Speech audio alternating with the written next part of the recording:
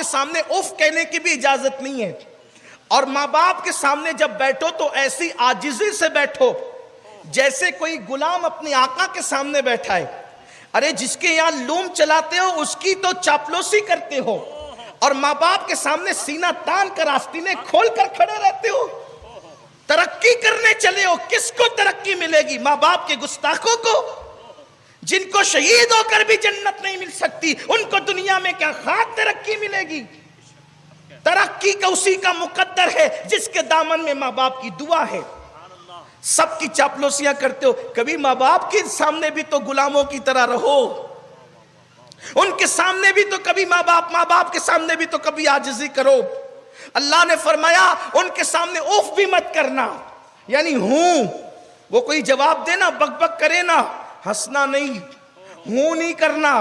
اگر وہ بیٹھے ہو تو ان کے سامنے کتاب پڑھنا بھی بے ادبی ہے. اور تو کون سی کتاب پڑھ سکتا ہے؟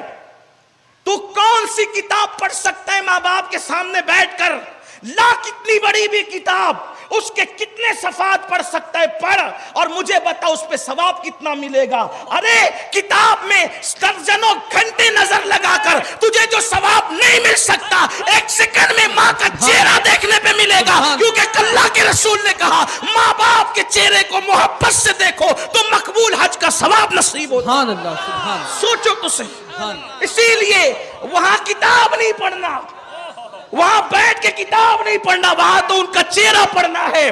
اس لیے کہ کتابیں پھر پڑھی جا سکتی ہیں, لائبریریاں زندہ رہے گی, لیکن وہ چہرہ قبر میں چلا گیا تو پھر کبھی پڑھا نہیں جا سکتا. لوگ صرف نماز روزہ حج و زکوٰۃ کو دین سمجھتے, ماں باپ کی قدر بھول گئے, ماں باپ کی قدر فراموش کر گئے. میں تو دیکھتا ہوں کہ جو دینداری کے ٹائٹل لے کے پھرتے ہیں ان کے پاس بھی اب میں ماں باپ کی قدر نہیں دیکھتا. ان لوگوں کے پاس بھی وہ قدر نہیں ہے جو حدیث میں آئی ہے.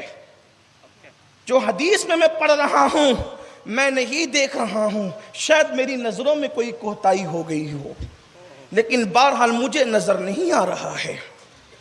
حضرت یوسف علیہ السلام باپ کے آنے پہ اٹھ کر کھڑے نہ ہوئے تو قدرت نے کہا یوسف اب کے بعد تیری نسل میں کوئی نبی پیدا نہیں ہوگا.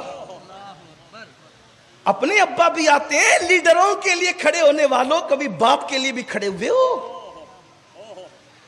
لیڈروں کے لیے کھڑے ہونے والوں کبھی ماں کے لیے بھی اٹھ کے کھڑے ہوئے ہو تعظیم میں؟ جناب یوسف علیہ السلام. لیکن اس کے بعد حضرت یوسف علیہ السلام کو اولاد ہی نہیں ہوئی. اللہ کی شان یہ,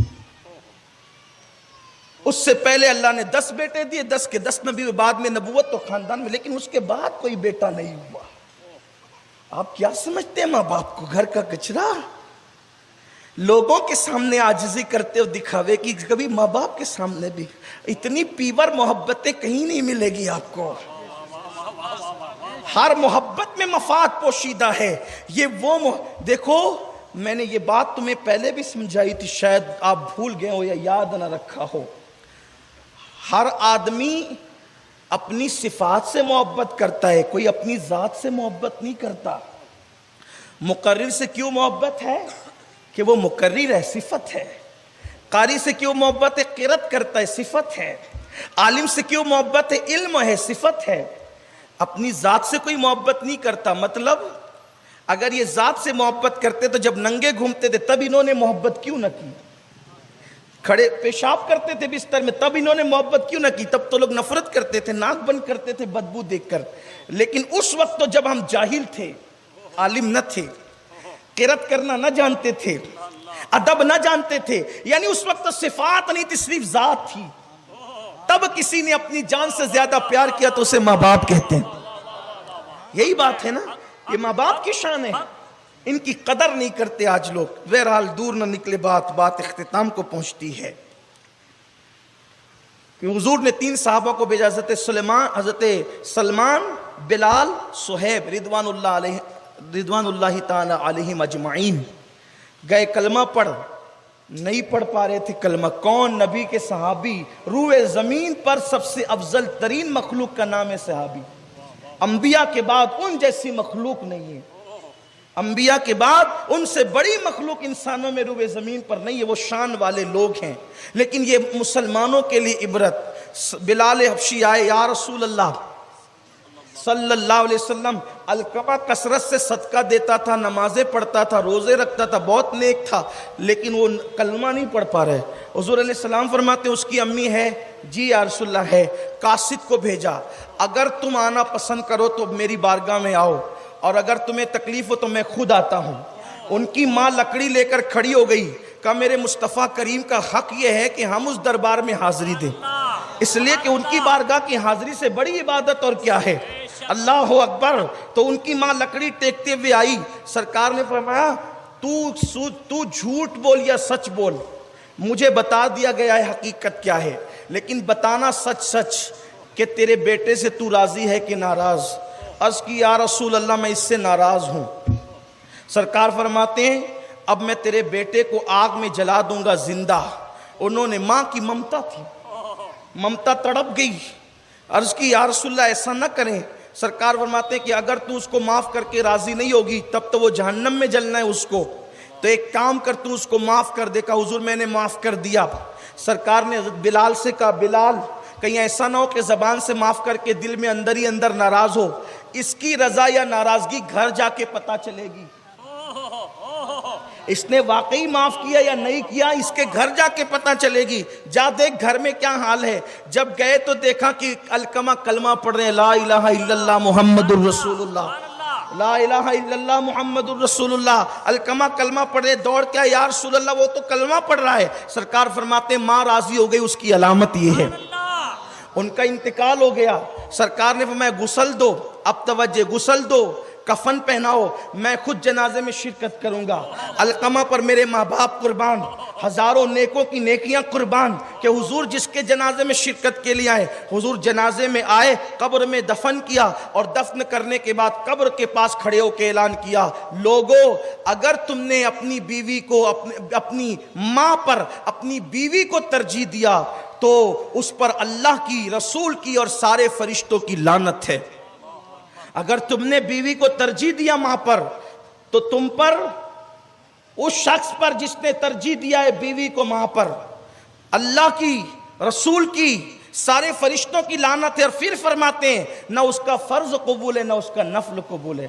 اب آپ سے پوچھتا ہوں، بیوی بیمار پڑے تو ہم کتنی جلدی لے کر دوڑتے ہیں دواخانے میں، ماں بیمار پڑے تو یہی چستی دکھاتے ہیں، بیوی مطالبہ کرے تو کتنی جلدی۔ میں یہ نہیں کہتا بیوی کا مطالبہ پورا نہ کرو، اس کے بھی حقوق ہیں جو میں بیان کر چکا ہوں، اگلی نشستوں میں بیان ہو گیا ہے، آپ کوئی مفہوم مخالف مراد نہیں لیں گے۔ لیکن آپ سے پوچھتا ہوں، بیوی سے بڑا حق تو ماں کا تھا نا، ماں کا تھا، لیکن آپ نے کیا کیا؟ بلکہ اب وہ نوجوان لڑکے جو پسند کی شادیوں کے چکر میں ماں باپ کا دل دکھاتے ہیں، ان کو اہمیت نہیں دیتے، ان سے بھی میری گزارش ہے خدا کے لیے ایسا نہ کریں۔